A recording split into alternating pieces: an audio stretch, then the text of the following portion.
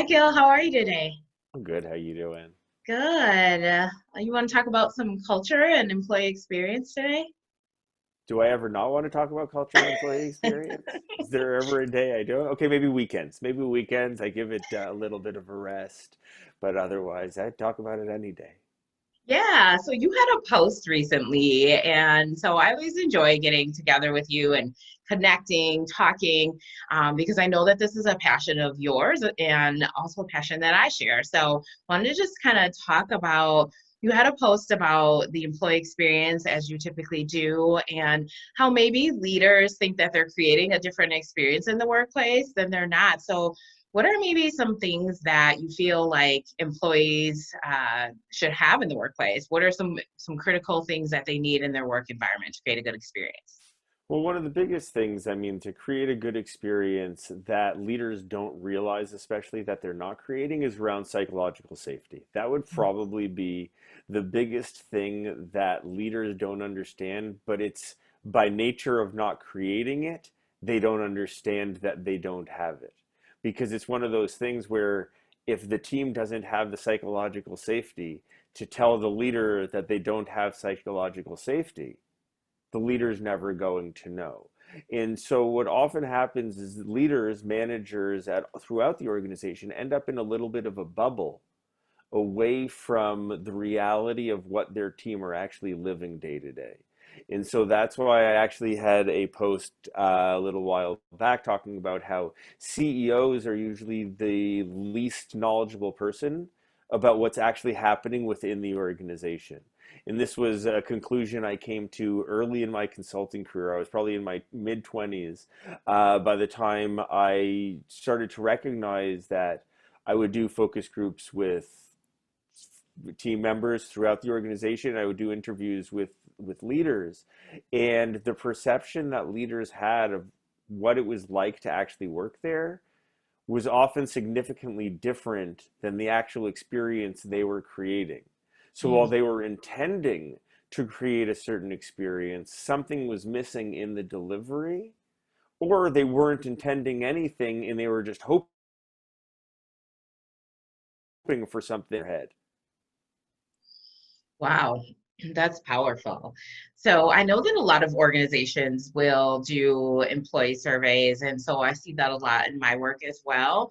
But one of the things that I always share is about asking curious questions. And I think that sometimes leaders have this misperception about what's going on within the team, what's going on in the organization, what kind of makes their employees tick.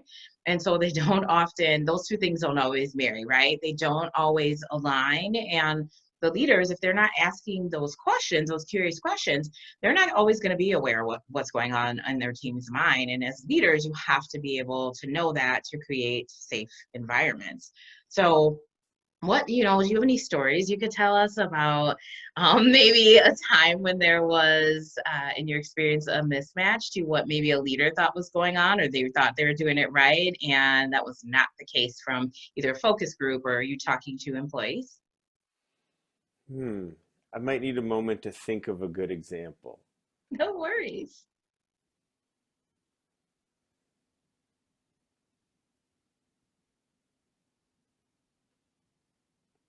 Well, I wouldn't necessarily say the first thing that came to mind in terms of mismatch isn't necessarily something from my own experience, but from conversations that I've had over the last few months about return to work Okay. and the perceptions about return to work of how some leaders see it and how their employees see it.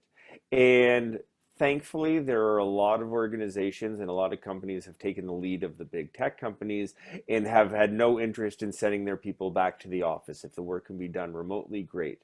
However, there's still a portion of companies out there who want their people back to work. And the reason they want them back to work is they think they'll be more productive. So, what they're thinking about, what their intent is in their strategy, is to increase productivity. They're losing productivity from these people working from home. Whether that's true or not is a different story. And whether that's true or not is also contingent on how the leaders have set up the framework from working from home. because some organizations have found people are more productive. Some organizations are very concerned that people are slacking. It all depends on how the leaders created that situation.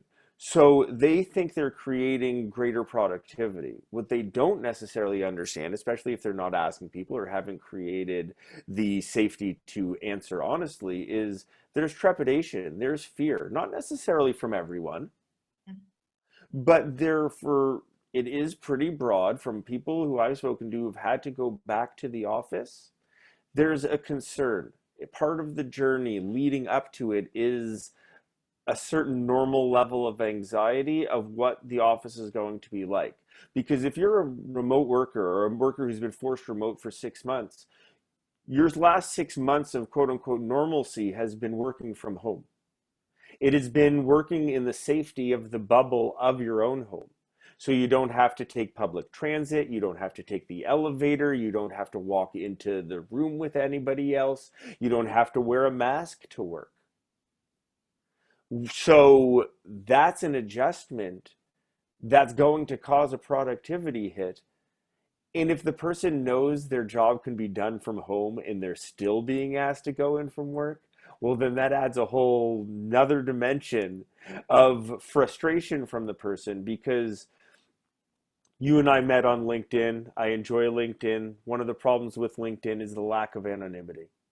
So Mhm. people aren't necessarily honest and don't necessarily call out employers.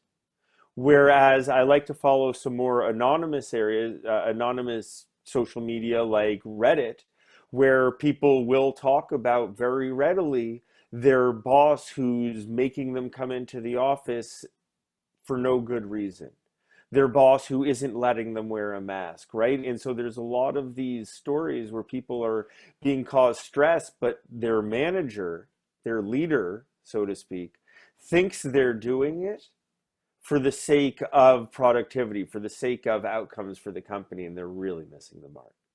Yeah, enter the micromanager, right?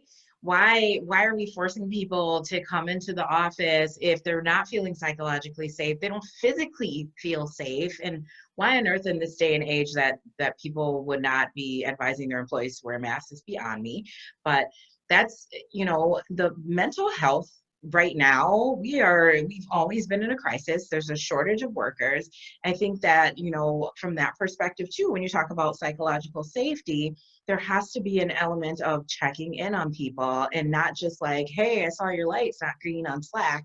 I think, leaders really have to understand that and know that we're in the middle of a pandemic. People are not always okay. And have you allowed space for people to not be okay? Do you even check in on them to create a safe environment?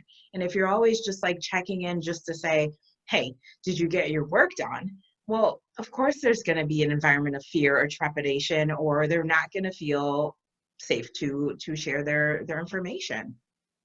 That's Well, tough. you hit the nail on the head right there that not all check-ins are the same. Mhm. That's the reality because I can check in on you because I saw a post recommending that I do so, that I use the words that, hey, how you doing? But if you see that, I'm sitting here answering the phone and looking at things while you give me your answer, or I'm dismissive of your answer, or I give, you know, unwelcome advice for your issue or whatever it is, you're not coming back to me. Mhm. You're not going, no matter how many times I say, how things going? I'm interested. And you may be genuinely curious, and that's a trap, unfortunately, that a lot of people fall into is that they might have great intent, but their behavior undermines them. Mhm. So I might have great intent and say, "Hey, Tiffany, how you doing today?" But I'm stressed. I have other things on my brain. I'm not able to focus on that. So I start thinking about other things and I don't give you your due and your respect in actually listening and actually responding appropriately. Or you say to me, "Hey, you know what? I'm having a difficult time." And I say, "Well, okay, but I still need your project done by the end of the day." Why would you ever say to me again the honest truth? because it's not going to serve anybody, and you'll be cynical every time then I ask you, "Hey Tiffany, how's it going?" Your first thought is, "You don't care." Why are you asking that question? Why do you care? Like, why are you asking that? Because somebody told you to ask that? And it's a similar thing to, you talk about curious questions. Because curious questions are really about a broader mindset of being open to whatever the answer is. A Yes. curious question, a requirement, is that welcoming that. Did you ever watch the show Mythbusters? A little bit, yeah. So one of the guys on Mythbusters used to talk. I forget. I'm going to paraphrase, but any result is a result, and that's the same thing about when you ask a curious question. You don't know what the answer is going to be, and you need to be open to responding. I might say, "Hey Tiffany, how you doing today?" And you might say, "I just got back from my friend's wedding, and I had the best weekend ever." Or you could say, "You know what? I'm having a really down day today and I'm completely unproductive. I'm struggling." And I don't know what that answer is going to be until I ask the question. And if I'm genuinely curious about your answer, I'm not going to have a stock answer in my head about what to say to you. I have no idea what to say to you until you actually say to me, "Well, Gil, this is how I'm doing today." Could be good, could be bad, could be somewhere in between, but I have to respond appropriately to that. You're never going to think I care. You're just going to give me whatever answer it is you think I want, which takes us back to the question about surveys. Now, there's a lot of ins and outs of surveys, and there's lots of really bad ways to implement surveys. I'll say that much. But one of the issues is that often people don't believe leadership care. And so they answer the questions in the way that they think leadership wants them answered to get them off their back. Because they know that if they answered honestly, if they actually gave those qualitative answers complaining about the reality of the work, it's just going to cause them more problems or create suspicion or create a negative environment. Why do they think that? Because that's what's happened before, right? Or they answer the questions, the company's leaders are say, "Thank you for your answers," and then do nothing about it. Bingo. And so that's the yearly or every other year survey, which, they'll maybe take one item out of, give it a box checking exercise to try to change our culture around here, do nothing, and then not understand the cynicism why people don't actually trust it. But they don't know the cynicism even exists because they don't have their ears open to find it out that it's happening in the first place. That's so important. That piece I have seen leaders struggle with so many times over the years with, well, I don't understand. It's like, well, what did you do to demonstrate to them that you took what they provided on the survey seriously? Why even ask them to take it if one, you're not open enough and you don't want to actually hear what they're saying, or you're doing all these things on your phone or you're doing everything else and you've not shown them that you do care? Why how do you expect to have an engaged team and a highly performing team if you're one of the other things I see happening is people are like, oh, sorry, got to reschedule your one-on-one. Oh, there's a big meeting with the directors and there's our stakeholders need something. Well, what does that say to that employee? You've now made them unimportant, so once again they'll shut down on you and then they become disengaged. They're going to start missing work. They're not going to be productive. It's a vicious cycle, right? Absolutely. I mean, that's why they say people leave bosses, not companies, Mhm. because it's all about how your manager treats you, which ultimately leads to your engagement, your productivity, your happiness. How they treat you sets so much of the context for your experience. And if they're showing that they value a meeting with their director over their meeting with you, then that's a major hit because that shows that they're not really interested so much in what's going on with you. They're not really that concerned in what's going on with you. Maybe if it happened once, you can forgive it, But if it happens regularly, if it's the kind of thing, or if they show up 10 to 15 minutes late to every meeting, oh, my last meeting ran late, Mm-hmm. but I'm going to cut this meeting off exactly on time. Yep. So I'm not going to give you time, but I'll give somebody else some extra time. And so these messages are loud and clear to employees, and leadership don't recognize that it's their behaviors that send more of a message than their words. How leaders behave ultimately then creates the context for everybody else. If all of the VPs are cutting off their directors because the CEO has an emergency meeting, then those directors are going to cut off the managers, and the managers are going to cut off the frontline staff. They're Mhm. not going to show the respect for people's time. That's how culture is created. Yep. So what? Because, Oh, sorry, I didn't mean to cut no, you off. please. No, I was just going to say, to that point, leadership and culture and leaders behaving badly. What do you think that organizations are failing our leaders? Do you think they're being mentored enough? Do you think they just don't understand how to lead? Or where do you really see the gap there? For me, one of the things that I've seen over the years is the gap in what leadership means and how we're teaching leaders. Aside from the fact that a lot of managers aren't taught, that I saw a number that 58% of managers received no training when they went into a manager position, Yeah. which is disconcerting and mind-boggling and upsetting all at the same time, knowing especially the impact that managers have on others. But one of the other issues is that we've trained leaders to be controllers. We've trained leaders that you are the boss, you have the answers, and you tell people what to do. Unfortunately, that doesn't work so well in actually motivating people to work hard and stay. And so by teaching leaders that leadership means company outcomes, right? We incentivize leaders based on company profits. There was that brilliant congresswoman who just caught up that pharmaceutical executive talking about how essentially his compensation went up by millions purely from just raising a drug price. No better outcomes for patients, no change in costs, nothing. But he made the company more money, and he made more money purely from raising a price of drugs on poor people or sick people, right?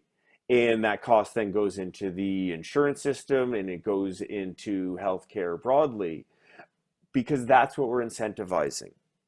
We incentivize these outcomes that are not aligned with people outcomes.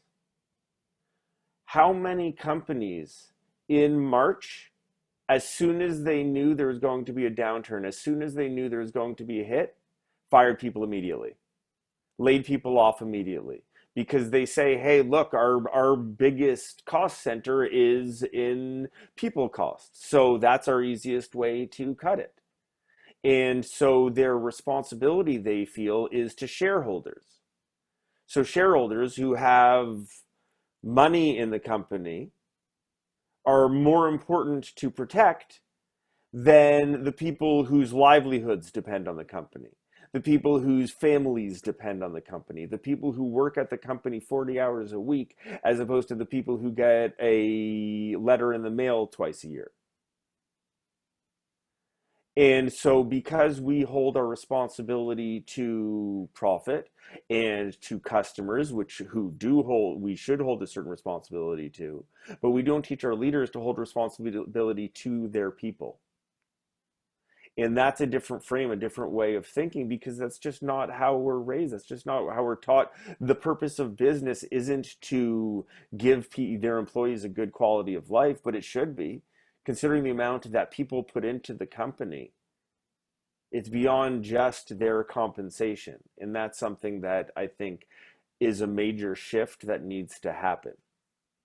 Yeah, I 100% wholeheartedly agree. And I've seen that trend happening too. And so one of the things that I've been kind of testing out within my network and with my clients is trying to figure out how quick are they to bring people back to the office, or what lessons have you learned, because I'm challenging people to think differently. We cannot be in this space where we are doing every old thing that we used to do before, or making people so expendable, like, oh, people are expensive, we'll just start getting rid of some of those. And I've seen poor examples of that. And do you think that those same individuals are not blasting you on social media, out there on Reddit, all of these opportunities? We live in this global environment where everything is accessible, and you don't want to be that leader, because guess what?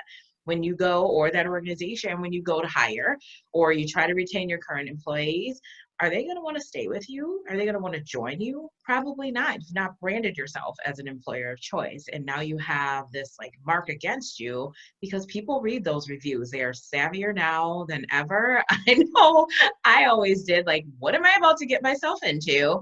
Are these stories true? And now people go a step further on things such as LinkedIn, and they will reach out to current employees to see, is this really the culture that I'm stepping into? So you have to be really careful out there, and you want to make sure that what you're putting out there for consumption is what matches the actual culture. Um, yeah, absolutely. Absolutely. I mean, it's so important. And the way people are being treated through COVID is going to be a factor in people's perceptions of companies moving forward. There is a bit of a blurring of the brand and employer brand, because when people hear that a company treats employees badly, they lose business. They lose business. And I mentioned, on Reddit, it was probably mid-March already that somebody had posted on Reddit, one of the questions I'm going to ask employers moving forward in an interview is, how did you treat people during COVID? Mm, Because how people were treated during COVID means a lot. And there's different steps of the way of what I mean by that. Some companies were reluctant to send people home and only did once they were forced to do so. Some companies were early and said, hey, you know what? We see what's coming, go home. Some people created uncertainty in wanting to come back to the office quickly. Some companies have said, no, you're home until at least 2021. That eases stress. That impacts people's mental health. Just that clarity of knowing I have, I get to at least work from home through this pandemic. mhm. Not every company, not every organization has the luxury of doing that. Some companies, you need people, you know, in the front lines. I get that. But the companies that can and still have been trying to get people in, or not giving their people clarity on when they're going to be expected back in the office, you're doing them a disservice, because there's this clarity, there's this ambiguity of, am I going to be called in, and am I going to be called into somewhere where I feel unsafe? I can't speak for Pittsburgh, but a lot of people commute here in Toronto, and the commute is not short.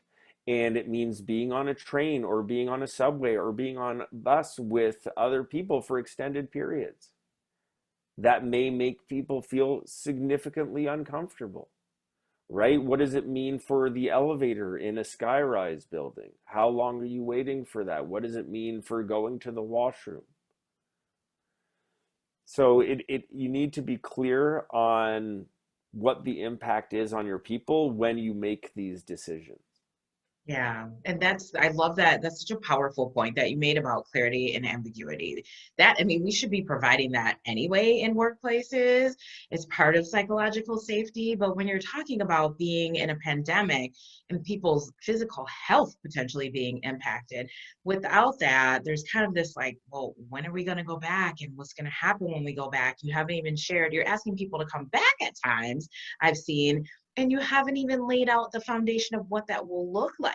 So not only are people anxious because, okay, on November 15th we have to return to the office, but no one's told me what it's supposed to look like. Maybe I do have to take the train, or I have to take a bus and, some form of public transportation. And I'm really anxious about that. But the organization is not prepared to have those conversations, because yet in the middle of a pandemic, we have not learned at times to still plan and to plan for the worst. So it's so powerful what you said. Yeah, in that journey, and that's really what it's all about. It's trying to plan ahead to try to smooth the journey. Mhm. So whereas by planning ahead and helping people understand, this is when we're going to expect you, or these are the parameters. They don't think to themselves, okay, when am I going to go back to work? And I'll tell you, every time a person says to themselves, when do I have to go back to the office? They're taking a hit to productivity. They're taking a hit to mental health. It's not going to show up on a survey. You're not going to ask on an engagement survey, how many times this week did you ask yourself when you're going back to the office?